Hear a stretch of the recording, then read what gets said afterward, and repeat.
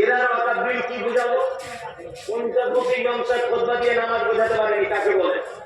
50 বছর খুতবা দিয়ে নফল সিয়াম বোঝাতে পারেনি। 50 বছর খুতবা দিয়ে আল্লাহ এক এক এখনো পর্যন্ত অনেক মুসলমান জানে না। 50 বছর ইমাম সাহেব খুতবা দিয়ে কোরআন পড়বা তো কতদিন এটা জানে না। আর এদেরকে একদিনে ওয়াকাবিল সম্পর্কে জানানো সম্ভব?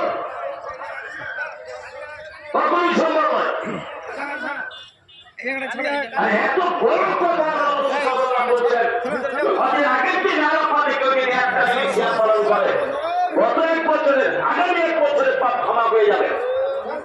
স্বতঃস্ফূর্তভাবে আপনি মুসলিম এটা আলহামদুলিল্লাহ বলবো না? আল্লাহ রাসূল আমাদের জন্য এত বড় একটা অফার করছেন। শুনুন, আর একটা কথা আপনাকে বলি, নফলে যদি এই হয় তাহলে ফরজে কি হবে?